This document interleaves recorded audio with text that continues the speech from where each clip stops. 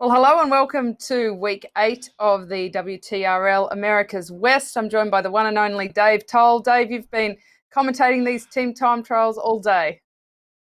You're going to love it. You started the day, Kate. To tell you the truth, you got us off to a rousing start. Racing's been fantastic, no doubt about it. I love this course. When you talk about team time trialing, Nathan and I were talking about it in the previous round. This is a purist's course. For those that really enjoy the discipline, well, we've got a dandy for you. And looking at our lineup for the women's racing, it's going to be really interesting to see who ends up on top. We have been on quite a journey here into week 8 of 10. And this team time trial format, at this point, Kate, seems like the teams have pretty much got the drill down here. They came in pretty green, a lot of squads, but seems like everybody's really figured this out. Yeah, spot on, Dave. And I've been really impressed at how the teams have evolved over the weeks, tried different strategies. Some of the leaderboards are still quite tight at the top, so there's not a lot of room for anything but pretty safe strategies. But equally, some of the teams have a lot to gain, and we're seeing them throw out some kind of interesting and brave tactics in the team's time trial. That's what we saw in APAC anyway, dropping some riders early and giving it a good crack. We'll take a look at the leaderboards before we head out to the racing. But they've got 28K around the Watopia waistband, which is arguably the flattest 28K in the entire Zwift world, with a 2.5K lead-in. So let's take a look at the women. The Revo scores on top there. They are on 138 points, but only 3 points in front of ATP Racing Swarm. So that is certainly not done and dusted. They will need every point they can get. In 30, the BRT Doom Kittens on 117 points. Equally, Cryogen Mount Evans on 117 points. So I've got a tidy race for the podium there. Waddy Inc. in 5th on 106 points. The Revo Musketeers, 101 points. Penn Velo WB, they are on 94 points in 7th. In 8th, the Bada Boom AHDRL on 32 points. Instafund La Prima on 31 points in 9th spot. Couple of races within a race there, Dave. Very few things make me happier than hearing you say bada boom, Kate, as we take a look now at our FW Gold Rush up on top of the table. Just like in the A's that Kate was looking at there, there's going to be some interesting racing going on here. Dirty Rascals Riot sitting on 128, so they're 5 points back. On the Rivet Hayes in 3rd at 117, and then we've got, oh my God, they killed Kenny in 4th, Penn Velo A, 5th, Costa Rica in 6th, Audi A in 7th. It's Cryogen Petasord in 8th, Alto Velo Racing Team in 9th. And then our friends at the Zwift headquarters, the ZHQ Rockets A team, they're sitting in 10th right now, but they're going to be racing like a diesel-powered freight train out there today. So it's going to be exciting to see what happens. I'll throw it back to you for the women's bees. Excuse me, West So the men's bees. Right, for the men. So we've got the Dirty Rascals, a couple of Dirty Rascals on the top here. The Stampede are leading 129 points. Nothing is unassailable because you never know what could happen, but that is a pretty tidy lead they've got there ahead of the Believers on 116 points. But tight race for that second spot. KRT Big Timbers, 114 points. Racing Krypton in 4th on 111 and on 110 on the Rivet Zeal Breakers.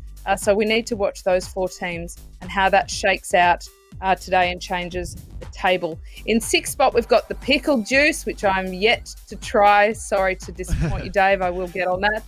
In 7th, we've got Penn Velo on 90 points. New Zetla Crocodile on 89 points in 8th. The Zwiffer Dusters on 84 points in 9th. And Waddy Inc. B1 on 81 points. And they are sitting 10th on the table.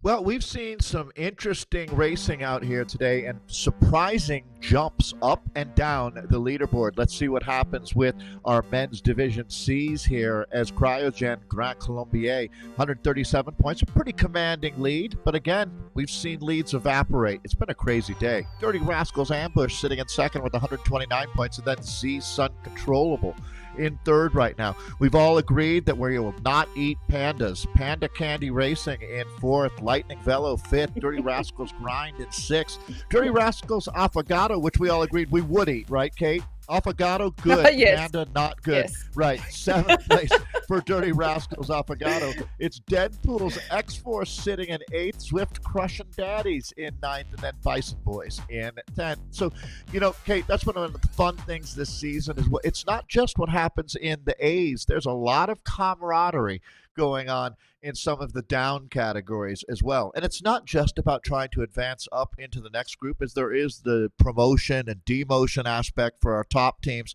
I think it's just getting out there. And I've noticed the same thing in real life racing. Sometimes it's the guys racing back in 20th or 30th place, maybe, but they've raced against this dude for the last few years, and they have their own personal battle going on. And the announcers of the crowd might not be as aware of that, but they know. They know exactly what's going on, and they have a heck of a lot of fun with it. And to me, that's the essence of athletics. Doesn't matter who's watching. It's your pride, it's your effort, and your competitors will respect you for it. And I think that there's also a fine line between pride, effort, and ego, because I think ego comes into it a little bit too. And the best thing I think, Dave, about this form of e-racing is that we're able to see when they communicate with each other. So if they are getting grumpy with each other and they were out on the road, we only get to kind of guess what they're saying. But in this form, we actually get to read it, and then it kind of plays out in a far more dramatic fashion. So I enjoy that element of it. I really enjoy when you work with Anna Russell as well. And I heard you guys talking about that this morning while I was actually on Zwift riding. And I couldn't agree more, because when you're watching an in real life race on TV and you see one of the top riders mutter something to somebody on another team, you always wonder, what were they talking about? What could that have been? Well, now we know what it is, because it's all right there in front of us. Yeah. So it's just one of the cool elements. To that there's so many cool elements of this, not least the dinosaurs that we see in game as well. Let's head down to the pictures that are coming through now. The women, they are on their way. So it is 25.5 kilometre lap around the waistband, but they do have a 2.5k lead in. So what that means is we will see them finish at the 28k mark. We've got 3 intermediate time checks. There you go. Fabulous graphic, guys. Good work on that. 8k in, then 16k, 22k. It looks quite dramatic, the profile, when you look at it like this. In essence, it is actually fairly flat. There are those few little hiccups we can see. And if the riders aren't careful, they can do a bit of damage. This might be the most misleading. And I agree with you. This asset that we're looking at right now is awesome. And it really does show you not only where our splits are, but this is as misleading, like our former president would say, fake news. Like, because this makes it look like you're climbing over the Pyrosaur here. But that is a 30-meter climb that we're talking about there. So in reality, I think the steepest grade that you see is a 3%, meaning you go up 3 meters over 100. So that is just barely beyond a false flat. It's interesting because when you ride around this course, and we do a bunch ride each week on a Tuesday morning Aussie time around this exact course, and when we go over those lumps, I'm constantly, as Beacon, having to write, control yourself, everybody, watch your power, watch your gear, because the slightest increase of effort can really make a lot of gaps and kind of stretch that elastic band. So the teams do need to be pretty careful that even though they are small climbs, and they would have recce'd the course, they'd know that, that they do really watch that their power doesn't jump up 50 or 100 watts in order to keep speed, because that's a consideration, isn't it, Dave, that they need to work harder on maintaining power than they do on maintaining speed. 100%. And I think that it's the metrics that you look at. We've talked a lot today about, setting a timetable for yourself, a schedule out there. And we saw that in some of the competitive divisions where clearly these teams, the men's teams, were using around 50 kilometers per hour is what they were looking to maintain as their average speed on the flat parts of this course, which is basically the entire course out here. But you're right. It's not about any kind of spikes in your power profile. It's about a consistent, steady effort. And I feel like a broken record in some ways, Kate. We've talked about this a lot, but right here, what you're looking at is near perfect form for Penvelo. The riders are in a tight formation here. Now, you watch how long the pulls are for the riders on the front, and it looks like we're, I think, just about maybe to finish up a pull here, as this is an outstanding job being done here. Now, so the stronger riders, they don't go faster when they hit the front because your team should always be going at, I mean, it's all relative, right? What's fast to one team would be insane to another. But the fastest speed that your team can hope to carry, you try to keep it right there, and the stronger riders take longer pulls. That's the name of the game. And this is a monster pull that we're looking at right here. I mean, if any time, Kate, you're on the front for more than a minute, you're one of the heroes on your team. Yeah, that's exactly right. You're spot on. I think there's always a lot of debate when talking about strategy in team time trials, both for people watching and spectating, but also within teams about how to do it. And it does depend on the rider skew and what type of rider they are. They really need to note a few things when putting the strategy out there. The first is, how long should their turns be? Some of them might only be 20 seconds. Some of them might be over a minute. It does depend on their strength. But the other thing that is absolutely critical is that when they come through, they should not accelerate in an instant. It should take them a couple of 100 meters to increase that power, if that is, if the rider before them has started to drop power at all. And the other kind of quick and fast rule, no matter what the strategy is going in, is once your power starts to dip and you're having to kind of go over the red line just to hold that speed, it's time to swing off. Because if you tip over that line, no amount of recovery is going to help you. Well, and I would need you to get off the front before we reach that point. It's too late at the point that I completely agree with you, Kate. And so what we're talking about now is, don't try to be a hero. If you're in trouble and you're coming up to the front, you just skip the pull. You just rotate right out. Because here's the thing, Kate, as you said, why would the rider who's taking over on the front need to accelerate? Well, because it was bogging down. That's why. So it would really be two things here. The rider who was on the front let the speed drop. Now you've got a rider who's got to try to bring it back up. That's what breaks teams into bits, to tell you. Right, Kate? You do that too many times. Bog down, reaccelerate, bog down, reaccelerate. Your team is going to be at wit's end within about 5 minutes of doing that. Believe me. That is, it's way worse in action than it is to hear about that. Because right now, like, if this speed drops down to 38 here, that rider should just get off of the front at this point. And that rotation can be hard to do because you want to take your pull. But if you can't maintain the speed, the fastest speed that the team's traveling at, well, then just try to recharge your battery a little bit. Get back in line and let the stronger riders take longer pulls and see if you can find your stasis again out there. Penvelo, we're getting a first look at the split. Again, the splits will come in at 8K, 16K, and 22K.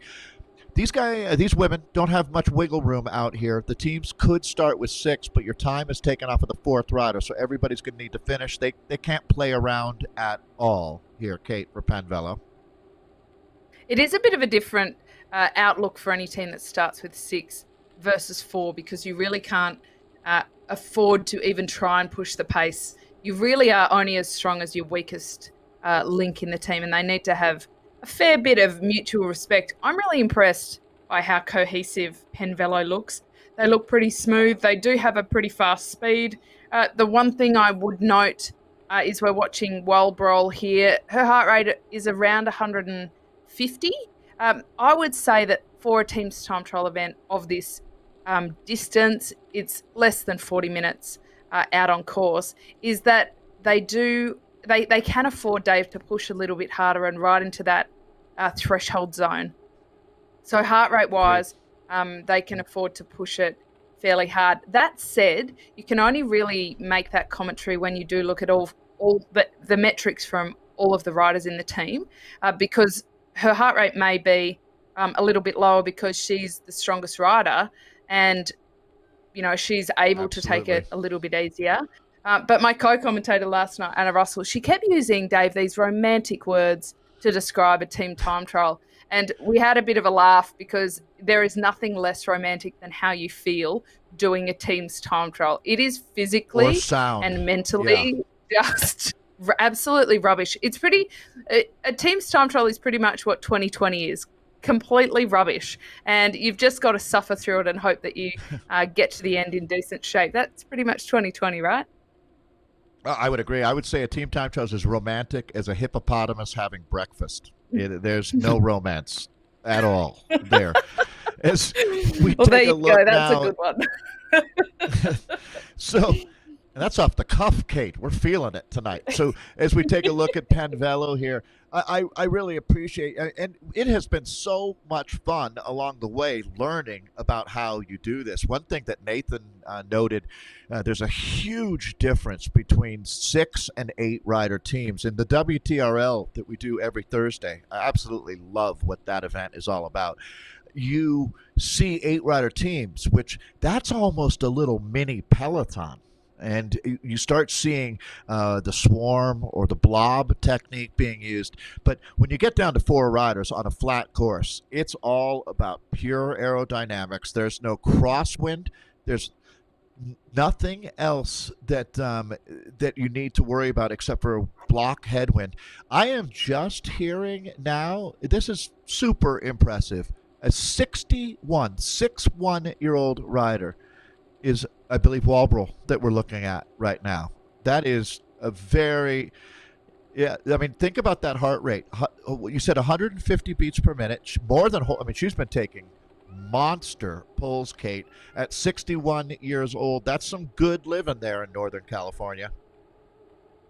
Yeah, that is, and that might actually account for that slightly lower heart rate. So massive kudos to her because at that age, as you know, Dave, your maximum heart rate does drop a little bit as you get a bit older, as do all of your zones. So we might be seeing actually the perfect sweet spot effort. And anybody who knows Zwift knows exactly what that old sweet spot is, because that's the place where you're suffering, but you can keep going. It's a constant conversation with yourself that I can't do this. No, I can. No, I can't. No, I can. It's quite a mental game. Now let's take a look at Revo here. Revo's scores are on the top of the table, but it is very tight in the overall back to ATP Racing Swarm. At this stage, they're on the bottom because they haven't gone through that first intermediate checkpoint yet, and the teams do start in reverse order of who's on top and a minute apart. So ATP Racing Swarm, we're expecting them to be first or second here. The race is really on with them and the Revo scores today. So 11:48 for Racing Swarm, and let's see how the Revo girls come through. But they're looking pretty neat. They've got 5 riders, and up this little bit of a pinch, it is sensible to, not to rotate too many terms, but to just keep it going. There's 2 Revo teams that we have here, and that's going to be Revo scores that just put the fastest time up on our split board here, 11:43. Very competitive, Kate. Only 5 seconds faster, and no surprise at all, ATP Racing Storm. So go ahead and lock it down now. We got ourselves a battle royale shaping up here. Revo scores and ATP Racing Storm, 5 seconds. That's a negligible difference out there. So we'll keep an eye on that one. Wadi Inc. WB sitting in third right now at a 12:15. 6 seconds behind them is CrowdGen Mount Evans. So, all right, the story is being written right in front of our eyes. This is going to be Anna Rogers, the Canadian, very talented. She's been a winner already in with our league, we go back and forth between team time trials and what we call points races, which is basically just a regular old bike race with a start line and a finish line with a few bonuses along the way. And Anna and her Revo Scores team have been, Kate, dominant, I think is a word that comes to mind. Just super impressive week in, week out, and they're putting together another command performance. I've always wondered what that building is. I ride through here a lot. You think that's a casino they just went by there, Kate? I think so. I always assume that. Like... Yeah, it kind of looks like you're almost in Vegas. That's the feeling I get, when you're driving through Nevada and you're almost there and you feel like you've hit the jackpot already. What's interesting is that in the last team's time trial we had, which was week 6, Revo Scores beat ATP Racing Swarm by about 30 seconds overall. So if they keep going at this pace, it might be not too dissimilar result there. But the team that was third is the Doom Kittens, and they're a bit off the pace this week. So we saw this last night in APAC as well, Dave, with the Ace of Cakes. We wondered what had happened to them. They've been reasonably dominant and were on the top of the table, but they got beaten quite convincingly by the Aero Flyers and ended up in 4th. And to start with, when we were just seeing the splits coming through, we were thinking, what on earth is going on here? And it turned out that they had a couple of riders missing. They were trying a new combination and they had a young junior riding with them and only 4 riders. And so they had to look after her and make sure she safely got to the finish. And they did so, but that meant that they finished a little bit adrift of what we would normally see. So we'll have to see if anybody from Doom Kittens is watching, send us a message and let us know if there's been a bit of a change of team or whether they're trying a bit of a different straight pacing strategy here. But Ange McRae, she's been consistently strong. She rides in the APAC League as well, so she's got a fairly big racing calendar on her plate. But week after week, she's really been improving. And, there's still 6 of them here. So perhaps they just haven't gotten into their groove there. Maybe they started a bit more conservatively than normal. They do still have 20 kilometres left to pick up the pace, but certainly might put a bit of a rocket in their pants to see, though, that first 8K split. Hey, didn't New Zealand change their flag recently? I've always been curious about how similar the Australian and New Zealand flag are, but I thought that they, in the last couple of years, came up with a modern version of their flag. Is that not true? I think it was thrown around, but ultimately nothing came about of that. The OG the same thing flag has happens in remained, Australia. Flat out is that we talk about changing our flag, and we never actually do. But it is very similar to the Aussie flag, and of course they both have the Union Jack because the Australians are part of the Commonwealth. So you can tell the difference because the New Zealand flag has a black star on it. And not that big bright white one that we have, which represents the North Star. Is that right? The Southern Cross, yes. Southern Cross. Yep. The other side of the globe. I couldn't Dave. be more wrong. Right, could not be down. more wrong. Yeah, there you go. Classic Dave Towle moment there. So as we take a look, I was just as the team's now making their way into the first third of this 27.5-kilometer race. I saw the sweetest video snippet from this weekend with Jay Vine. I don't know if you know the Vines personally. I don't know if they're Sydney racers or not, where in Australia they are.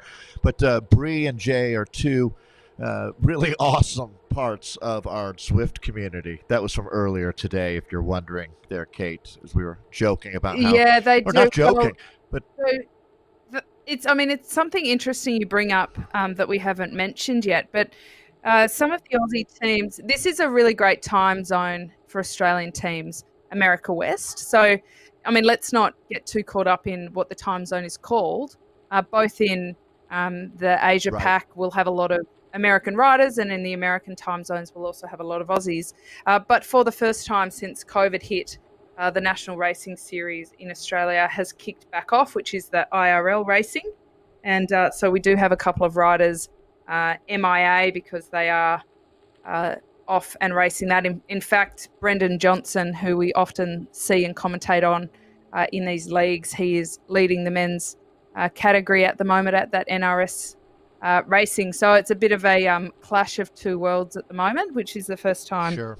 we've seen that since COVID has happened. So kind of a nice thing, but we are missing a few of our riders. They'll get bored with the outdoors, Dave. They'll be back in no time. Well, and there is no doubt in my time being around the Zwift family that no one at Zwift ever said this is meant to replace riding outdoors. It's meant to supplement riding outdoors. For so many folks, like you say, getting back out and racing, those that had a chance to Zwift a lot should have a real, pun intended, leg up on the other racers out there. I mean, it's been a godsend, without a doubt. Super strong team here. This is Rachel Lieberman that we're looking at on the front. When you look at the big picture, and sometimes it kind of blurs together all of the different zones, but to me, Rachel Lieberman is another rider, Ange McRae, as you mentioned, that has stood out from this division without a doubt. She has been a workhorse on this ATP team. Yeah, they've got some very strong. I mean, ATP is a very strong team. They've got Joy Connolly, Barbara Fazoli is another one who's been really strong. Kat Salthouse, she's kind of the absolute powerhouse rider when it comes to the sprints. All around, they're a very balanced team, and they've been very consistent. Something I've noticed across all of the different leagues, because in the community we do have this wonderful set of leagues, is just how much the strategy seems to have evolved. It kind of warms my heart, actually. It's like watching people who are newer to the sport, how quickly they progress. And that's kind of a quirk, I think, of the Zwift world, is that you can have been a long time bike rider and maybe you've been, riding for 20, 30, 40 years, but Zwift is all new, and this racing format is all new. So there are some things, some nuances, if you will, that you have to learn. I agree. And, Kate, the mentality of the community on Zwift, to me, I've seen it in a few instances, like the video that was put up on YouTube, where teams were basically showing you how they make their secret sauce. Which was unheard of in real life racing. I think back to when SRMs came into play during your career, Kate, and how private riders and coaches were with the data, and how reluctant anyone was ever to share the information that what was working for them. And that mentality, that I guess you'd call it a closed mentality. I mean, you can understand why they were doing it, but it wasn't healthy. It didn't create a community, and that's the difference with Zwift. When people figure something out, they like to share it with other people. I mean, look at our friend Nathan, right? Nathan spends a ton of time just taking what he's learned and trying to spread that love and share that information with other people and let you do with it as you please. It's nice to see Ryan Carter chiming in today. Ryan is a great part of our community. Mentioning the Cryo ladies are an awesome bunch of riders, and I couldn't agree more. I will sign off on that, Kate, for both of us. I agree. We've had a lot of stories come through, riders who are fitting their Zwifting in around full-time professional careers, around kids, and that goes for both the women and the men. It really is quite an impressive time management that these riders have. In fact, while they're sharing their secret sauce, if they could share their secret sauce about how they manage their time, I think that there's a lot of people that would pay a lot of money to listen to a webinar on that. So there's my hot tip for anyone wanting a side hustle. Well, they always say if you want to get something done, ask a busy person to do it, because they get stuff done. I look at Laura Matson-Coe as an example of that. Mom of two,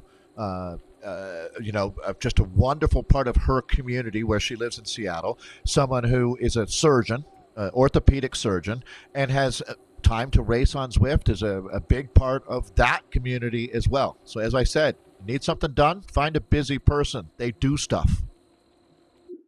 Well, and if you need orthopedic surgery, you also know who to send a text message to find the name of a Dave good surgeon. Sent you.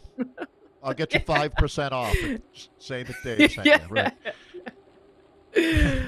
Let's just take a look at these 16 kilometre splits. But Revo Scores now, and Anna Rogers, as you say, Dave, they're making the catch. They are the favourite team, we would definitely say. and they were the fastest at that first intermediate split. Be careful when you're taking a quick look at that split time because not all of the teams have gone through that second split, and that is what is causing the scores in the Doom Kittens to be down the bottom there. The Revo scores, Anna Rogers is the team leader there. Alicia Stats, she's proven herself to be exceptionally strong. Their strategy week in and week out has impressed. And Jana Gillick is the other one that really jumps out to me. They've got they pack a lot of punch in a 1-2 sprint. It is a bit different in a team's time trial, but they have showed a lot of cohesiveness and the ability to work together. So the other Revo team here are about to get dropped. Or have they just passed them? I think they've just passed them, the scores there. So they're doing a really solid job. Yeah, no surprise. I would have to say that when you talk about the breakthrough riders of this first ever ZRL season, Alicia Stats, as you mentioned, is a rider that I'll be keeping my eye on. There's no doubt she has a massive amount of talent.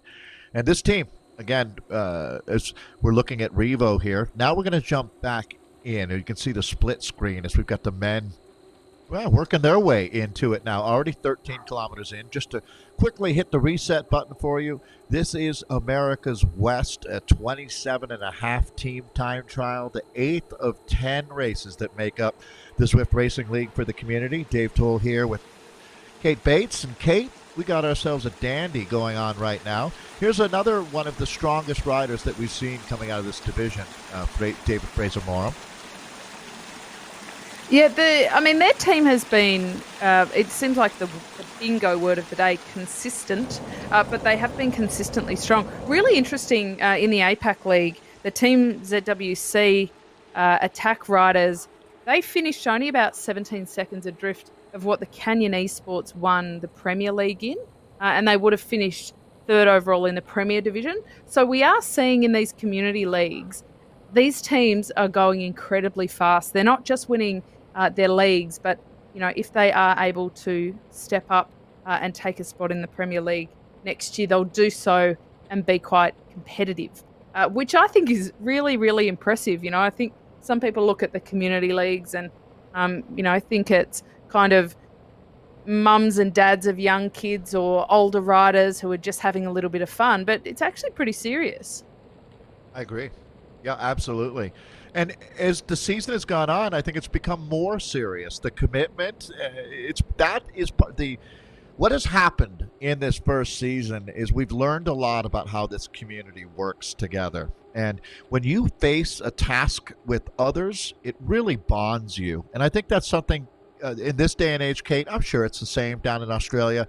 That's something that people have been longing for, is that human connection. And we've been able to do a really good job of creating that in an own unique way here with Zwift. Let's take a look at these times coming in. As on the Rivet Haze, outstanding. At 10:09, you can see deadlocked. At 10:19 are Oh My God, They Killed Kenny and the Dirty Rascals Riot team. So that's going to be very interesting, as both of those teams just 10 seconds back from the pace being set by On the Rivet Haze. 10:27 is another time that comes up twice here for Penn Velo A and the Gold Rush squad. So, all right, getting to the midpoint of this 27.5 kilometer team time trial event. Time taken off with the fourth rider. A lot of teams, Kate, are down to 4 already. Well, we saw this a lot. I mean, what did you see across the other community leagues, Dave? Because I noticed when Anna, Russell and I kicked it off overnight that there were a lot of teams, really surprisingly, that were down to 4 pretty early. So again, this is the halfway mark. 28 kilometres on the total clock is what we're looking to be the finish.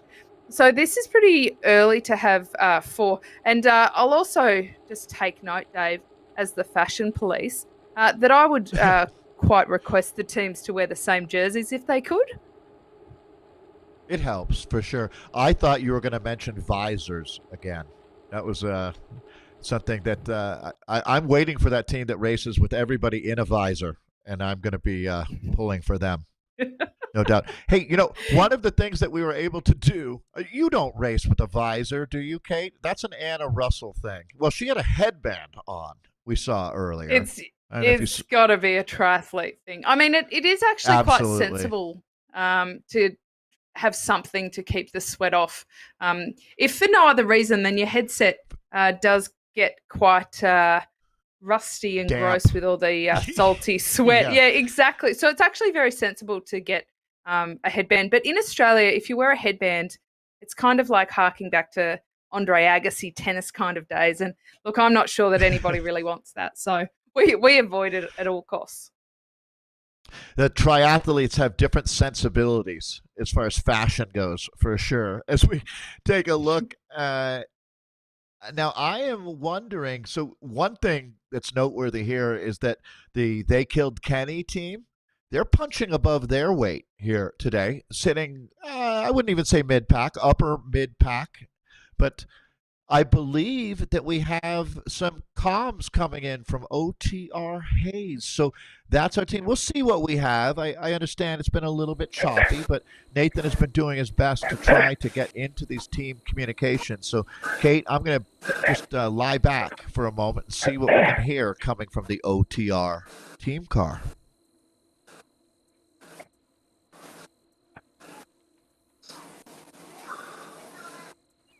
I think a little bit quiet right now. We'll hear that chatter come in, I would think, as soon as we hear any kind of signs of life there, we'll back off as we take a look now at, a bunch of different teams here moving into the second phase of this. Our Costa Rican friends. Well, the Costa Rica lads have been improving week on week, which is impressive. What's been interesting is that some teams are very clearly kind of built on having Kate, a bit more of a balanced approach. Oh, we're getting some comms through now, Dave. Tony, you guys are looking good all together still. 1, 2, 3, 4, 5. Will, you're after Tony.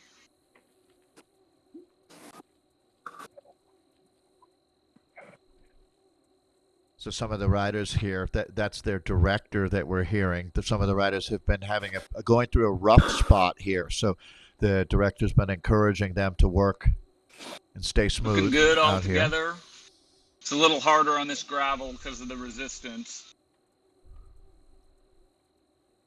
Brian, you're after Will.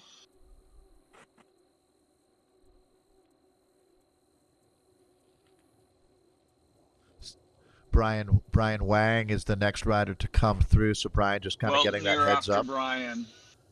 So now they're just establishing the order. It's a lot like an air traffic controller, to tell you the truth, Kate. Yeah, it certainly does help to have that voice of reason. And I always joke Brian, with my Zwift community ladies. See a bit of questioning going on there. I'm not sure he's going to get much of an answer there. Right, I think that's Brian, a bit of a rhetorical one there. Stay on top of this. No more. So the real challenge can be so you start with a plan, obviously, but it only takes about 2 kilometers before someone misses a pull or something happens, and then you move into plan B, C, D, and you just start working through the alphabet. And by the time you get down to Z, and to be honest here, you're constantly readjusting and just figuring out what's their best play in this moment. This team that we're with, OTR Hayes, was fastest at that first checkpoint. So we'll see if they're able to maintain. They went out hard, which is what we've been advising, Kate. I was saying this isn't a race that you want to ease your way into. This is all about being aggressive at the start and just hanging on for grim death through those last couple of kilometers. But Greg.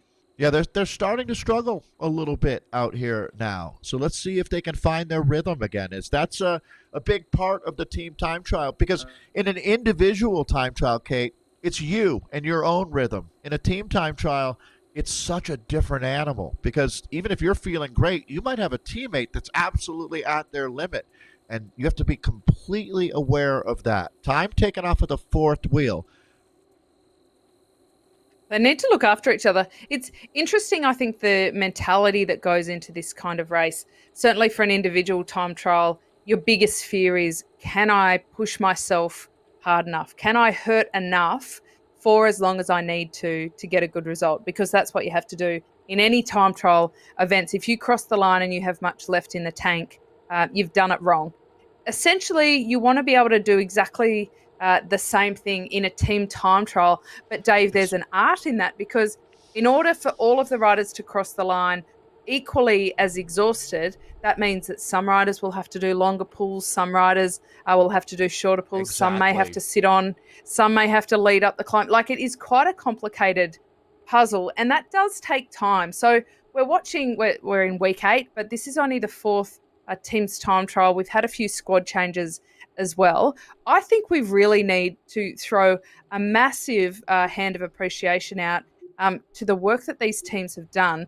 It's pretty entertaining for us commentating and watching, but it's also really impressive that they are working so well together. I noted that their team manager, he wasn't too forceful in his communication. He was very calm, very respected. The last thing you need is a team manager in their virtual team car kind of going all commando on you and barking and, yelling commands, because that is so stressful. Absolutely. In my time being around top racers, that's something that they just won't tolerate, right? That person has to have a positive attitude and project that positivity into the team, especially when they're struggling. But the last thing that, and I think we've talked about that, Kate. Some riders are motivated by having someone yell at them that they're crap, they need to be better, and other people, most athletes I know, look to hear positive words to try to reinforce the effort that they're making out here. We're starting to look now at what's turning into quite a rivalry out here, as the Dirty Rascals Riot team, super strong. Yeah, there's some big rivalries going on out there, Dave. Like, we talk about who's at the top of the table, who's maybe battling for the podium. But I think that there's some long-standing battles happening between the teams who have been around a lot longer and have been in the WTRL racing scene for quite some time there. And we talked about it at the top of the show. You kind of can't discount the passion, but maybe a little bit of that ego too, and the competitive streak that these teams have. Agreed.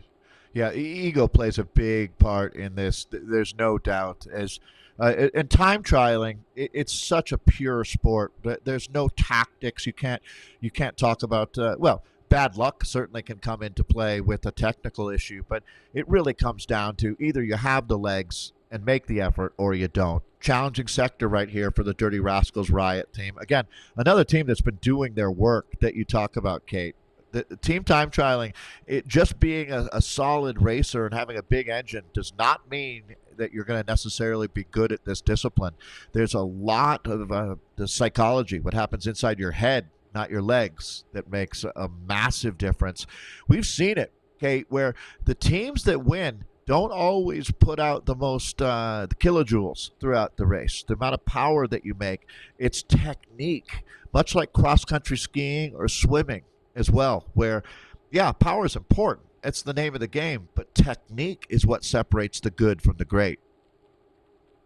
Well, and usually we've kind of categorized people in a few different buckets, and one of those is the scrappy rider, and usually the scrappy riders have quite a high overall power output, and you're thinking they could be a lot more efficient, but it kind of doesn't matter. They always find a way to get there, to get the right wheel and to get there at the finish. And then you have the efficient riders who have a lot less power overall, because in terms of how much they've used, the kilojoules that you were talking about, the energy put out, because they know how to hold the wheel. They take every efficiency that they possibly can.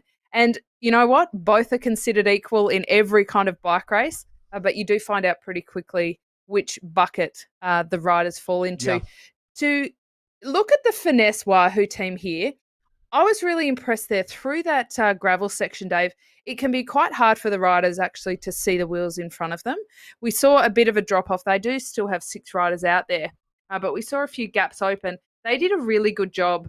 They're obviously communicating on Discord, would be the usual way that they do that.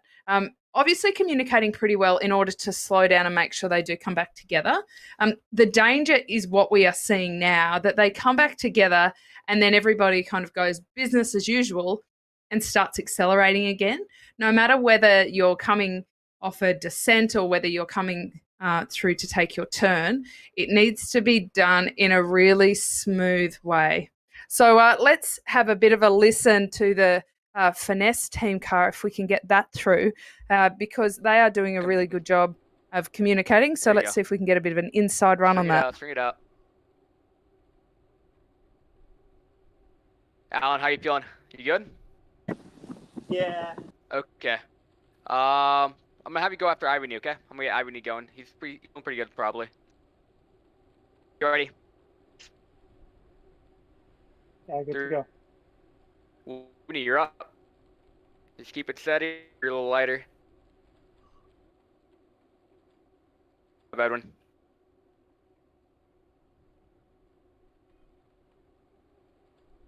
Alan, 15.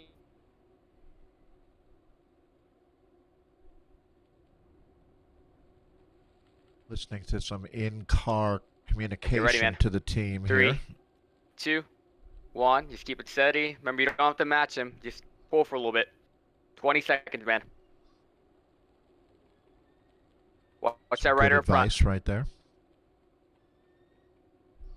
I like that. This is very prescriptive way of being a DS. Johnny 3, Rocket is doing 2, an 1, awesome job there. A great countdown. You know what this kind of Vincent, team you leading think you can does, pull Dave? later, or do you It means wanna the finish riders still? don't need to It's up to you. send any blood to their brain to think about what Absolutely. they're doing. They're just being told. They just Wanna take out follow the map? orders. It's a really good way to learn how to race, and it's also a Alright, really Lawrence, good you're way when a team director knows, or he's able to look at all those numbers. He knows how everyone's going, how everyone's doing. Yeah. So it's great to be able to just listen and do what you're told and think with your legs. Yeah, very quick and brief and clear communication. A good job. So every one of the directors that we've been jumping in with has been exceptional in their ability to communicate with their team. So we've learned a lot about, I'm sure, some of the C level and D level teams, well, they probably don't have a director yet. But as you advance, this is something that you definitely want to be adding into the program. And you can see a great example of how it's done. So things starting to unravel a little bit. This is the point in the race, I would say at 20K in, remembering it's just under 28 total kilometers of racing. This is where you stop having the ability to really lag a little and wait for riders. If someone's having trouble, you're going to have to say goodbye when you still have 6. Now, even with 5, I think you would soldier on at this point. The women are just about down to it now, so let's jump in with them here and see what's going on, as this is going to be Ange McRae of the BRT team. So this has been a real battle, just 1 point separating Cryo and BRT.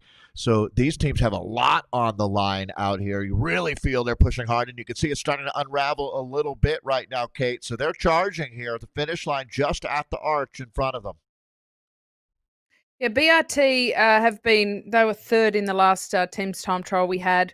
To be honest, I thought they might finish a little bit further up the table here, but each week is a bit different depending on team composition and how they're going. But to finish with 6 riders, it's quite impressive. It means they've looked after each other and tried to get the most out of each other. We're looking at Christine Culver here. She's one of the Revo scores, and they are on the top of all of those intermediate checkpoints. They've already finished, so Culver is just making her way across the line.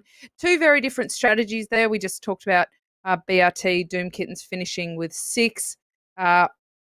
Revo scores certainly finished with only 4. Lieberman from ATP, she's just having a bit of a wind down now. Certainly a very good strategy, Dave, because I'm the kind of rider that when I cross the finish line, I double click and collapse on my bike, and that's the end of me. I was not a fan of warm downs at all. I found them so offensive.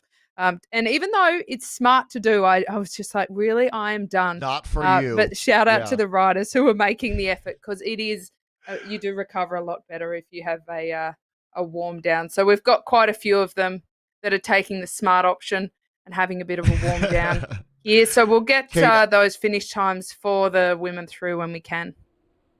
I'm 100% like you, Kate. If my ride is scheduled for 1 hour on Zwift, at 1 hour and 1 second, I'm clicking out. That is it. There's no extra time. Well, that's 1 So second we're more gonna than me, Dave.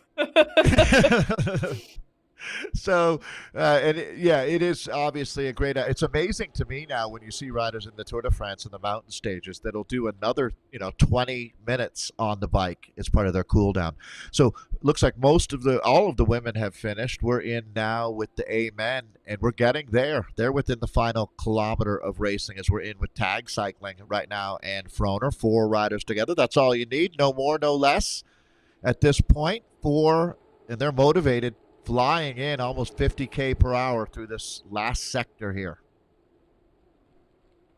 They are moving along pretty Look how quickly. close There's this no is. real surprises on that overall board because we've had a lot of teams finish very, very tight in the earlier weeks. But On the Rivet Haze have been the fastest so far. Tag cycling, they're sitting halfway through that top board. So in 5th spot overall, I expect that they'll finish with that position as they come up. The 4 riders have done a really good job here. We don't need to worry about that gap forming because that is simply the final push toward the finish line.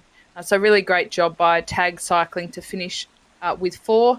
And Anthem are doing the same here. We can talk about it's great to see 6 riders cross the line and all look very neat, but it's also great to see when a few riders have been dropped because we know then that the teams have been pushing pretty hard to get the most, every single bit out of themselves. I mean, almost the ideal situation is 6 riders with 4K to go. 1 rider takes a huge pull, keeps the speed very, very high, and then at 1K to go, when you had 5 riders, another rider sacrifices and tries to give them just one last push to the finish line and doesn't finish with the team. I think that would be the perfect ride if you could pull that off. Which teams do. I mean, but it takes an incredibly strong team with depth and organization to do that. But that's what we're trending towards, getting to that level where in order to win, we've already seen it out here, where teams have used one rider to do exactly that, find a couple extra kilometers per hour of speed in that last K. And, I mean, it's amazing how hard you have to go to find one more second out here. It blows my mind, to tell you the truth. So Anna and I were talking last night about the difference that equipment can make and your choice of bike. And they were saying that an aero helmet in Zwift is a 4-watt advantage. That is actually really significant when you look at how much power can make the difference and how small some of these gaps have been over the weeks if all of the riders had aero helmets on. But of course, like anything, you need to earn it. So within Zwift, they really have to have been doing the kilometres and racked up the hours in game to make sure they have access to choose all of that, because it's all very well and good to talk about what rides they should be doing and what bikes they should be choosing, and what helmets they should be wearing. But if they don't have access to them in game, well, that's not particularly helpful, is it? Yeah, no, there's no doubt that the teams that have the riders that have earned that equipment. What level do you get an aero helmet at? Certainly not my level. I've got a cotton hat at 25, so I don't think that gets you 4 watts. A cotton hat, yeah. I'm not sure how aero the cotton hat is. Maybe it's in the same category as the visor. Probably. I would actually say my cotton hat is more aerodynamic than a visor, so I've got that going for me, for sure. We're in with Penn Velo right now. This is going to be Brian Kellison bringing him home here. We'll get a nice look at... I feel like we're in Utah. I don't know if you ever spent any time in Utah when you were in the U.S., Kate. Taking a look at his Twitch stream over there on the right-hand side. We've had a nice chance to jump in with a few of the Twitch streams out here. I love how many athletes are doing this these days. It looks like he's communicating with the guys.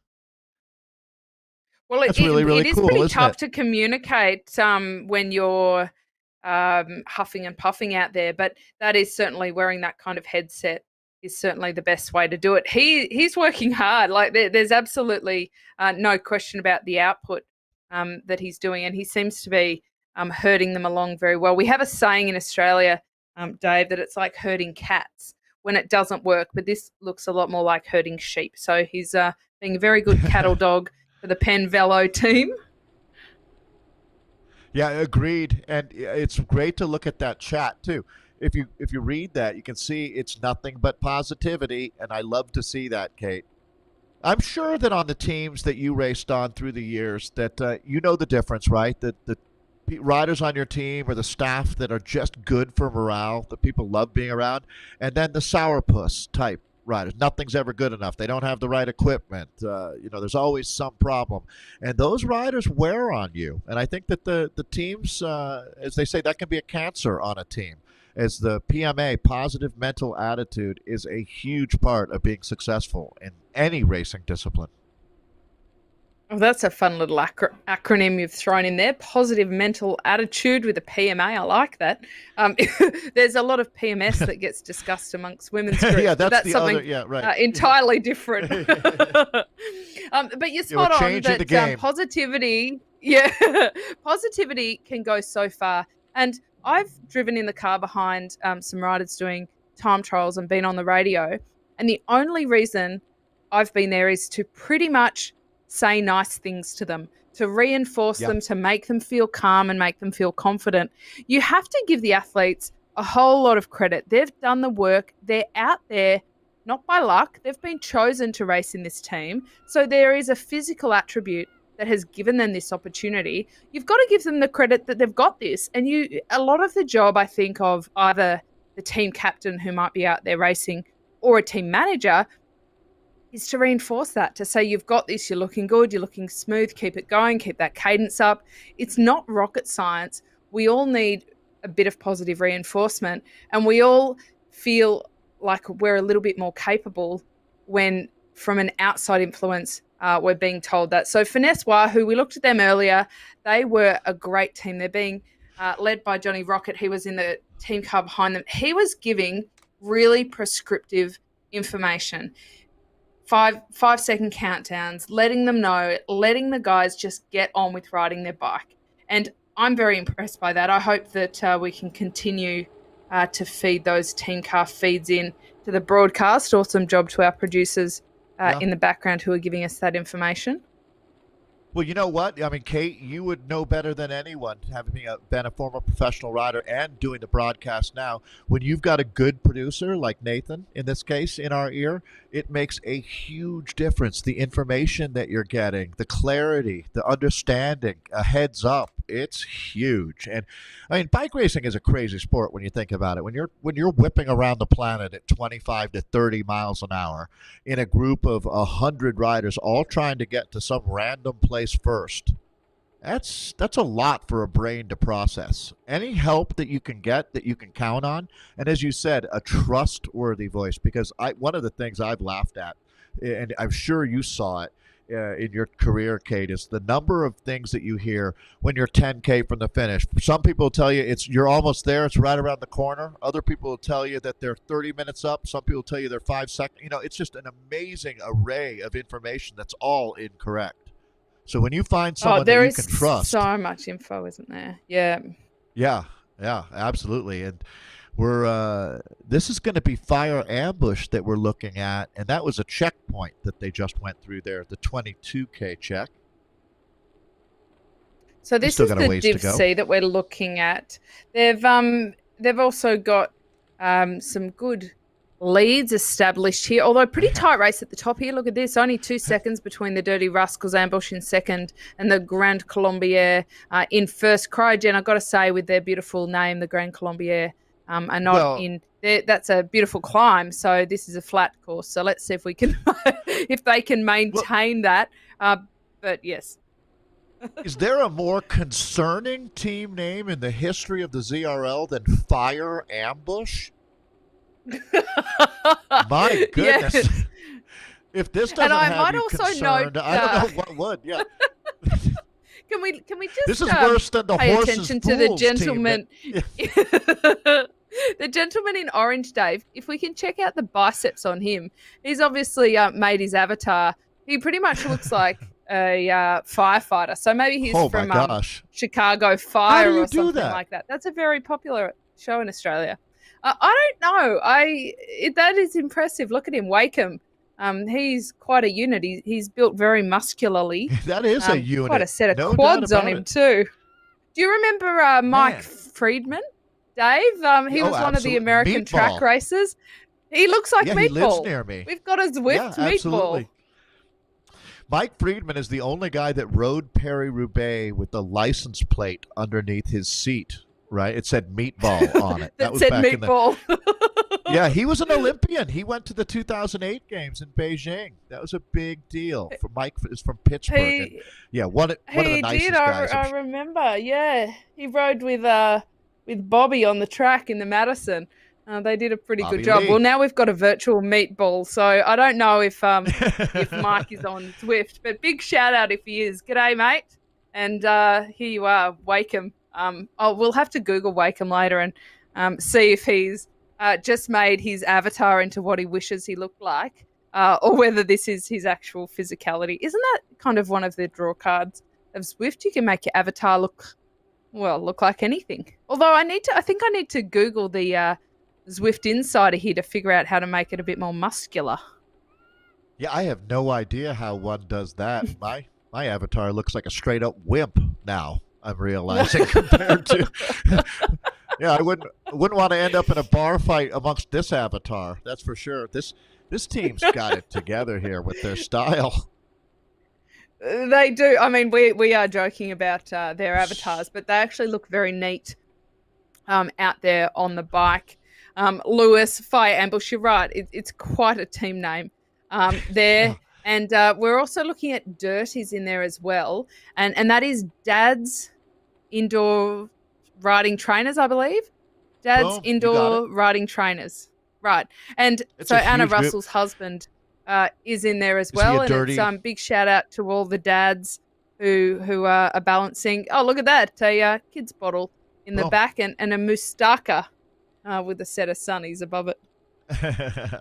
Yeah, I know that there's no moms indoors riding trainers, but I've been impressed.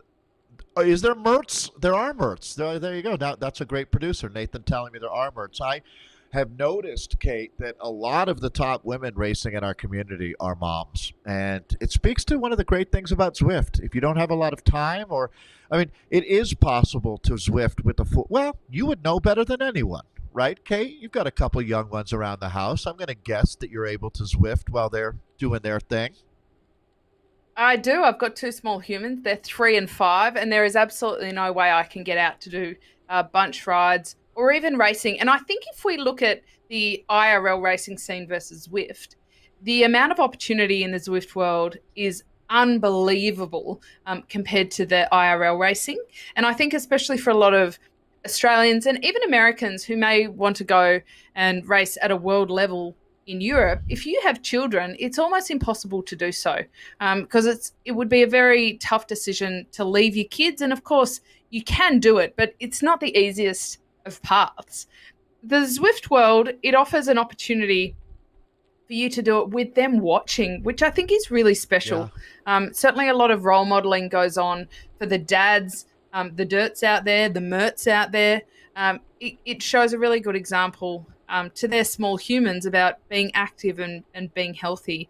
And I think that's almost, Dave, an unintended consequence of the Zwift world. I don't think anybody, built it thinking, hey, this is great for the next generation. But that is a really good outcome of it. What do your daughters think when they see you doing the broadcast? Do they understand that you're talking to people around the world from your studio at home? I don't know that they necessarily understand the broadcast, but certainly when I'm riding my bike, they're pretty good little cheerleaders. Although I got to say they need a bit of work because when they started cheerleading me, they made comments like, "Mummy, your face is really red," or "Mummy, you look like you're running out of energy." And from the mouths of babes. And so from the mouths of babes. Yeah, yes, exactly. But the dirty looks I gave them, I think, really helped. But now the 5-year-old is conditioned to bring me fresh water bottles. She'll turn the fan on. She'll bring me a towel. It's great, and she's been asking, when can I get on there? Which is really cool. I've got to say, I love that, that they get an interest in not just cycling, but in being healthy simply by passively being involved in that.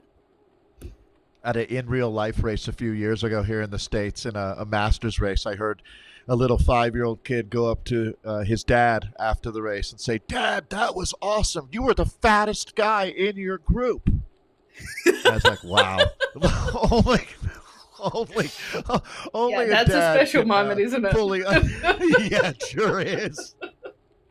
Well, one of my favourite cycling memories is when Kristen Armstrong won the time trial in Rio, and she had Lucas there, her son, and he just ran to her, and it was just the most heart-wrenching, heart-wrenching in a good way moment to see him so proud of her. And I know she worked so hard because she wanted to, give back to him, and she thought, if I'm going to do this, I need to really make it worth it. And of course, Kristen has some great programs on Zwift. They do the Bubs on Board program for expecting mothers and people who have just had kids. So we're looking at these riders from the Div C coming in to the finish now. 28K, hard raced. And they're coming in pretty thick and fast, actually. We'll have to take good notice of the overall finishing board. But I think that some of these races have been pretty tight in the end. Yeah, they really have. This course has led us to that. I mean, if you look at the difference between Cryogen Grand Colombier and Dirty Rascals Ambush, that was just a couple seconds at the last split. So we'll see how that all works out. So, Kate, it's been a great day. I know that they're working on the data right now. And it sounds like the women's results are ready to be served up. So here you go. Some freshly minted results for you from race number 8 in the Zwift Racing League. Our team time trial today at the waistband of Watopia. And its Revo score is taking the win. 3.8 watts per kilo is what it took. 40 minutes, 24 seconds, and this one is done and dusted. ATP Racing Swarm gave them a run for their money. 20 seconds back in second. Cryogen Mount Evans finishing in third. Waddy Inc. WB in fourth. Penn Velo WB in fifth. BRT the Doom Kit in sixth. And Revo Musketeers rounding out our top 7. We'll have a chance to see what this does to our overall table after 8 races, but I'll throw it back to you, Kate. Actually, we can even bring in that table now. Oh, that's great. Let's look at the overall for the women. Interesting there that Cryogen Mount Evans on 2.9 watts per kilo. They're a bit of an anomaly there amongst those other 3.7, 3.5. And that's, it's interesting to break down the data into different watts per kilo. We look at that because that's a bit of an indicator of how much power they put out. But if you break it down further, it suggests that the Cryogen Mount Evans a bit more of a sprint team with some musclier riders, and that drags down their watts per kilo a little bit. It is pretty tough sometimes, Dave, for the sprinters in a team's time trial because a lot of them work very much on effort recovery, but the effort is quite small compared to the amount of recovery needed.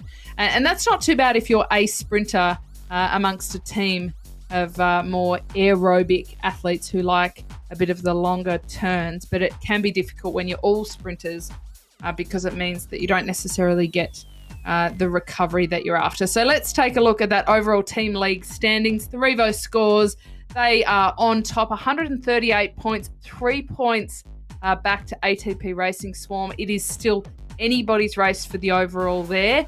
But look at this, the race is on for third spot. BRT Doom Kittens, 117 points. Cryogen Mount Evans, also 117 points. The next 2 weeks are going to be very interesting. Waddy Inc., they're on 106. Revo Musketeers, 101. Penn Velo WB, 94. Back to now on 32 points. This one's for you, Dave, the Butter Boom. And Instafun La Prima on 31 points. All right, that's a good look at the women in Division A there. They've been racing their hearts out over the last 8 weeks. And again, the Premier League has wrapped up, but we still have 2 more events, 1 more road race and 1 more team time trial. Let's look now at the men's Division 1As. Here is On the Rivet Hayes taking the win, 5.1 watts per kilo, 35-29, more than respectable. That time would stack up quite nicely against the best teams in the world. Oh my God, they killed Kenny, had an outstanding ride, only 2.78 seconds back for the silver. Dirty Rascals Riot taking the bronze medal in third, 15 seconds back. So that was very, very close today. For the men, FW Gold Rush in fourth. It's going to be Tag Cycling Racing Team in fifth, Penvelo A in sixth, Audi A in seventh. Costa Rica takes eighth today with Evo Altabajos in ninth, and then on the rivet, Nivelle. Rounding out our top 10 for the West men's A's. All right, let's take a look at the Big Timbers. Jeez, I love these names. They are leading the way in the America West Division B. They won today, 3.6 seconds. Pretty tight race ahead of the Dirty Rascals Beliebers. Bit of few Justin Bieber fans there. Musette La Crocodile. Now, they are punching above their weight with that ride today, 13.9 seconds back, as are the Zwifterdusters, 21 seconds back in fourth. The Dirty Rascals Stampede in fifth. On the rivet, Zeal Breakers, they are 32 seconds back. Look at that. That's a pretty tight race there for fifth and sixth. It just goes to show they really have to push to the line because it can really make the difference. The TFC Pickle Juice in seventh. ATP Racing Krypton in eighth. Audi B in ninth. And Penvelo B1 in 10th. All right, so that will bring us to the men's Division C's with the... Oh, I apologize there. I'll be able to reload that. And there we go. So it is men's Division C's here with Cryogen Grand Colombier taking the win. 40-28 their time. Dirty Rascals Ambush in second. Dirty Rascals Padres in third. Zwift Crushing Daddies taking fourth. Then Panda Candy Racing in fifth. Dirty Rascals Affogato in sixth. A lot of Dirty Rascals out here. I love seeing that. I believe that there's a couple thousand folks that identify as dirty riders. Dad's Indoors Riding Trainers, the Rascals Grind Edition in 7th, Lightning Velo 8th, Z-Sun Controllable in 9th, and then Deadpool's X-Force rounds out our top 10 here. That's the men's C's. I can't help but have a bit of a giggle at all of these names, Dave. They're the best. Certainly all the Dirty Rascals riders. Let's take a look at the overall team league standings for the Div 1 FW Gold Rush. It is a gold rush so far. Can they hang on in the next two rounds? They are only 4 points ahead on 150 points. 4 points adrift. Dirty Rascals Ride 146. On the Rivet Hayes on 137 points. OMG, they killed Kenny Lord on 95 points in 8th. Alto Velo Racing Team 89 points in 9th. And Tag Cycling Racing Team, they round out the top 10 on 82 points.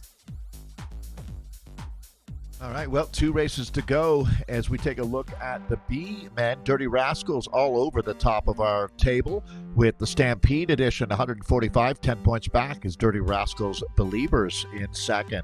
KRTB, the Big Timbers, 134 points, so that's very, very close there for second. Interested in how that'll play out. On the rivet, Zeal Breakers, 125 points. They're 1 point ahead of the ATP Racing Krypton team, 4th and 5th, very close. Then you've got TFC Pickle Juice, Musette La Crocodile, Zwifterdusters, Penvelo B1, and Wadi Inc. B1. That's your top 10 here after 8 of 10 races in the Zwift Racing League. I'll throw it back to you, Kate, for the C's. Well, let's take a look at the Div C, the Cryogen Grand Colombier. Beautiful climb, that one. One of the most beautiful you'll ever see broadcast during the Tour de France. They are leading on 157 points. Pretty solid lead of 9 points ahead of the Dirty Rascals Ambush in second. In third, Z-Sun Controllable on 131 points. Panda Candy Racing 125 points. Lightning Velo in fifth on 120 points. The Dirty Rascals Grind on 108. The Dirty Rascals Affogato on 102 points. The Zwift Crushing Daddies, that's actually one of my favourite team names. It makes me laugh every time. They are on 95 points. Deadpool X-Force on 91 points. And the Dirty Rascals Padres on 84 points in 10th. So, Kate, I did want to mention our friends at WTRL have started a World Bicycle Relief Initiative. They had a goal of $50,000, and I just saw it refresh. The teams are doing a great job. They're already almost a tenth of the way to their goal, and it just started a day ago. So everybody keep Oh, that's going. unreal. It's awesome to see. World Bicycle Relief is amazing. Kate, I'm sure that you can identify with how a bicycle can impact one life, and then there's a ripple effect. We talked with Nathan about that. That one bicycle then ends up changing hundreds of lives, and in nothing but a positive way. The cost is less than $150 American dollars for one bike. And if you're looking to improve your karma, no easier way to do it than donating to World Bicycle Relief. I will guarantee you that you'll feel good about yourself, and that's that's something that we all need these days, is giving back in this world. So, Kate, I'm really excited to hear that. I'm also really excited that this isn't our last week. I have an absolute blast co-commentating with you. I'm stoked that we've got a couple races to go here in this inaugural season. Well, likewise, Dave. And the Prem League, they wrapped up in 8 weeks, but the Community League, they've still got another 2 weeks to go. So we've got another points race next week, and then a team time trial to finish it all off. Of course, a couple of the teams will then race off for the right to join the Premier League in the next season, which is slated to start in the middle of January. So make sure you go to WTRL.racing to check out the details on that, and make sure you sign up for all the notifications. But Dave, very, very exciting. I've got to say, one of the biggest parts of my career was winning a rainbow jersey, and I'm very excited to say that now that will be on offer in the esports world, in the Zwift world. So coming up on the 9th of December, we do have the first inaugural UCI Esport World Championships, which is hosted by Zwift. But a couple of days earlier, anybody can pull on their jersey and they can compete for their nation in the Nations Challenge. So they'll have 2 days to do that. If you go to WTRL.racing and also check your companion app, you'll be able to find the details on that. But Dave, I think we've got a bit of competition going on here, because I don't mean to throw shade on you, but I think the Aussies have got the Americans covered, just quietly. Go ahead and be overconfident. Let's see how that works out for you. Yeah. All right. Game on. Deal. All right, let's take a look at some of the details of that. They go around the figure 8 course, in reverse course in Watopia. Dave, after this broadcast, I'm going to jump on Zwift to get my legs ready for the weekend, just to make sure that my words can keep up with the attitude, and the legs. So you better get on the bike good for you, too. because oh no, Nathan and I already have a training ride in 5 minutes after we're done. I'm grabbing my bottle, hopping on Zwift, and we're going to do 100K. And I think Nathan said our schedule is to do it in about 2 hours. So how about them apples, Kate? Yeah, perfect. All right, game on. Hey, it's a blast. This community is the best. So, Kate, I'll throw it back to you for one final word, but I'll look forward to seeing you next week. As I agree on that, Dave. And look, it's been a sensational week of racing as usual, and some pretty tight races at the top. By no means are these community leagues settled. Across every division, it will go absolutely down to the wire. But coming up, of course, as we just chatted about, is the Esports World Championships and the Nations Challenge. So get on your bike, check your schedule, and join your country to support the charge to be the effective Grand Fondo World Championship country. And we'll see you next week.